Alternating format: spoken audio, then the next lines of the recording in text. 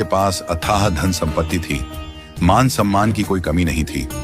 उनकी एक इकलौती बेटी थी जिसकी उन्होंने बड़ी धूमधाम से शादी की, एक प्रतिष्ठित और सम्मानित परिवार में। लेकिन दुर्भाग्यवश विवाह के कुछ समय बाद ही बेटी का भाग्य बदल गया। उसका पति जुआरी और शराबी निकला। धीरे धीरे उनके घर की सारी संपत्ति नष्ट हो गई। बेटी की यह हालत जानकर सेठानी जी का हृदय व्यथित हो उठता था। वो रोज सेठ जी से कहती, आप तो सैकड़ों लोगों की सहायता करते हैं, लेकिन अपनी बेटी की मदद क्यों नहीं करते? वह अपनी ही किस्मत से जूझ रही है। सेठ जी शांत भाव से उत्तर देते, जब उसके भाग्य का समय आएगा, मदद स्वयं चलकर उसके पास पहुंचेगी। एक दिन सेठ जी किसी कार्यवश नगर से बाहर गए हुए थे। उसी दिन संयोग से उनका दामाद उनके घर आ पहुंचा। सेठानी जी ने उसका आदर सत्कार किया। मन में सोचा, अब तो यही सही मौका है बेटी की कुछ सहायता करने का। उन्होंने एक उपाय निकाला। मोतीचूर के लड्डू बनवाए और उनमें छिपा कर रख दी सोने की अशर्फियां। जब दामाद विदा होने लगा तो सेठानी जी ने प्रेमपूर्वक उसे 5 किलो शुद्ध घी के मोतीचूर के लड्डू उपहार में दे दिए। उनके मन में संतोष था, चलो बेटी की मदद किसी न किसी रूप में हो ही जाएगी।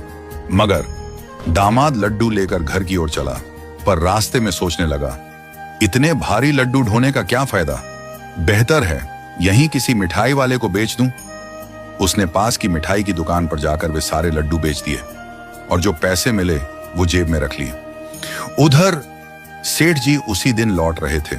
रास्ते में मिठाई की दुकान पर रुके और लिए कुछ मोतीचूर के लड्डू खरीद ली। संयोगवश वही लड्डू सेठ जी को मिल गए जो कुछ ही समय पहले दामाद बेचकर गया था।